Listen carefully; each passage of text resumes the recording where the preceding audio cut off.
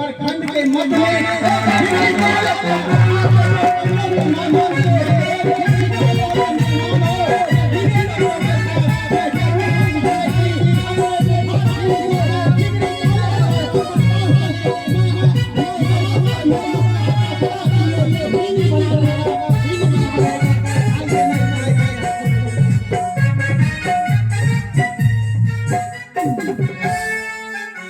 सरस्वती युवा नाट्य परिषद महिमा के संस्थापक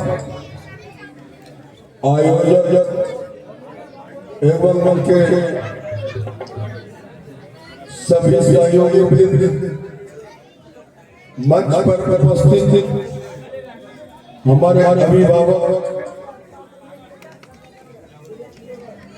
श्री बद्री बाबू, हमारे अभिभावक श्री राजेंद्र बाबू, बाबूलाल बाबू एवं सभी गणमान्य हमारे गार्जियन, हमारे युवाओं, माता बहनों, नौनिहाल बच्चे बच्चियां और इस कार्यक्रम में कला का प्रदर्शन करते हुए हमारे सुंदर सुंदर कलाकार महोदय और मीडिया के कर्मी जो भी है, सबों को मैं अपने दिल की गहराई से नमन करता हूँ, सम्मान करता हूँ। आज का यह कार्यक्रम बहुत महत्वपूर्ण समय में रखा गया है। आज के दिन ही हमारे भारत का पूर्ण रूप से आजाद होने का दिन है। हालांकि आजादी 15 अगस्त 1947 को ही हुआ था, लेकिन हमारा संविधान 2 वर्ष 11 महीना 18 दिन बनने में लगा था। तत्पश्चात 26 जनवरी 1950 को हमारा संविधान लागू हुआ था। तब से हम भारतवासी अपने नियमानुसार, अपने अनुसार भारत को चला रहे हैं और इसी चीज को, इसी महत्व को बरकरार रखने हेतु, याद रखने हेतु इस त्योहार को राष्ट्रीय त्योहार के रूप में मनाया जाता है। हम पर रुपौली वासियों ने आस्था और विश्वास किया है। मैं चाहूंगा दिलो जान से आपके लिए, रुपौली विधानसभा के लिए हमें रात दिन जो करना पड़ेगा, निश्चित रूप से खड़ा रहकर उसी मजबूती से करता रहूंगा जिस मजबूती से आप लोगों ने मुझे अपना पहुंचाने का काम किया है। इससे हटकर कुछ और बातें मैं करना चाहूंगा। हमारा विकास केवल रोड, पुल, पुलिया, बिजली, पानी से नहीं है। हमारा समुचित विकास तब माना जाएगा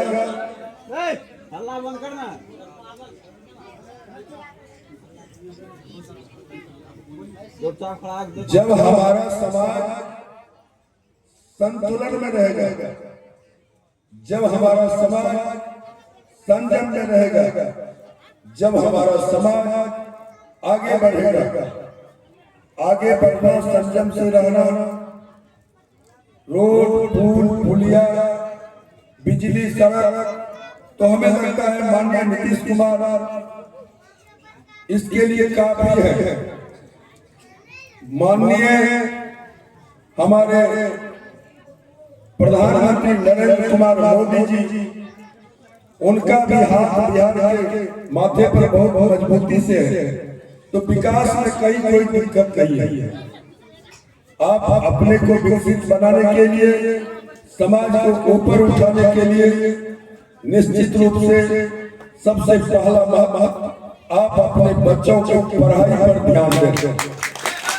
आप जितना भी कमावे, कमाई के लिए भी बहुत सारे साधन है, रास्ता है। कोई खेती करते हैं, कोई बिजनेस करते हैं, कोई नौकरी करते हैं, उससे कोई लेना देना नहीं है। जो कमाई हो, कमाई के समय यह जरूर ख्याल रखें, संताओं का कहना है कि जैसा खाओगे अन्न वैसा होगा मन। अन्न से तात्पर्य गेहूं, मकई और चावल से नहीं है। आप कमाई कैसा करके खा रहे हैं, किस तरह का आपका कमाई है, उसी तरह का संस्कार होगा। सीधा बात और यही है। और ऐसा भी कहा गया है, माँ बाप के कर्म का ही परिणाम उनका बच्चा होता है।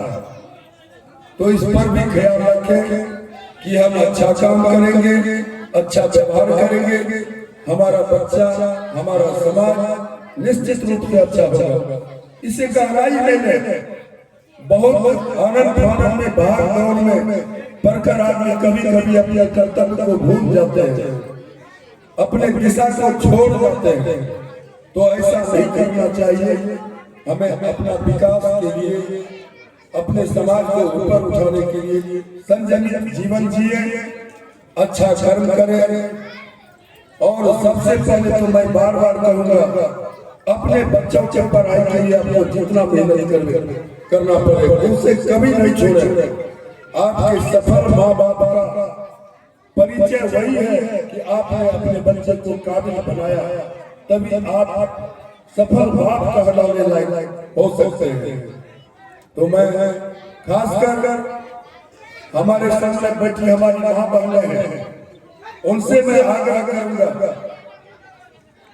बच्चों का पिता कोई मजदूरी करने जाता है, कोई खेती करने जाता है, कोई नौकरी करने जाता है, लेकिन माँ बहनें हमारी घर में रहती है। उनका बहुत बड़ा जिम्मेदारी है कि वो बच्चों को समय से खाना खिला के, नाला धुला के, समय पर विद्यालय भेजने का काम करें।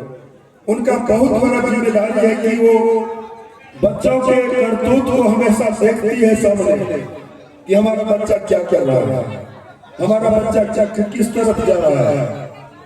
कोई माँ बाप ऐसे नहीं बन जाता है, वो भी एक बच्चा चाहता, तो बच्चों का अनुभव वो माँ बाप को जरूर हो जाता है कि हमारा बच्चा किस तरफ जा रहा है।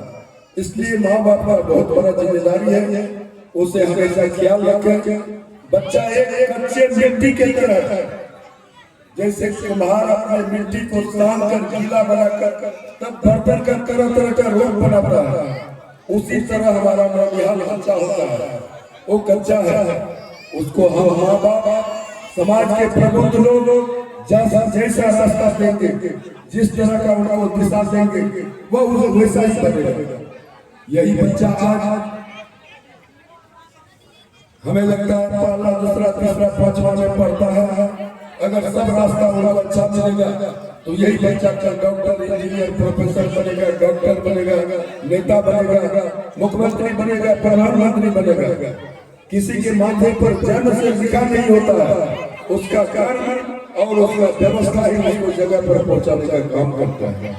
इसलिए मैं बार बार आग्रह करूंगा, आपके ऊपर ही निर्भर करता है आपके बच्चों का भविष्य। और खासकर मैं युवा साथियों से, युवा भाइयों से कहना चाहूंगा, आप हमेशा जरूर ख्याल रखें कि जब आप जवान हो गए तो आपके माँ बाप के मन में यह भरोसा जगता है कि अब हमारा बेटा घर को बढ़िया से चलाएगा, अब हमारा बेटा हमको अच्छी तरह से देखेगा बुढ़ापे में। और दूसरी तरफ आपसे पैदा होने वाला बच्चा भी आस लगाए खड़ा होता है लाइन में कि अब हमारे पिताजी हमको विद्यालय भेजेंगे, अब हमारे पिताजी बढ़िया बढ़िया कपड़ा पहनेंगे, अब हमारे पिताजी अच्छा अच्छा भोजन कराएंगे। तो आप मान सोच लें कि दोनों तरफ से आपके ऊपर जिम्मेदारी है। आप ख्याल रखें आप अगर जरा सा भी चूक करेंगे बाप को भी कष्ट होगा और भविष्य के बच्चे को भी कष्ट होगा। इसलिए आप जिम्मेदारी के साथ चले और अपने को आगे बढ़ावे, समाज को आगे बढ़ावे। बस इतना ही कहकर मैं अपने बात को विराम देता हूँ।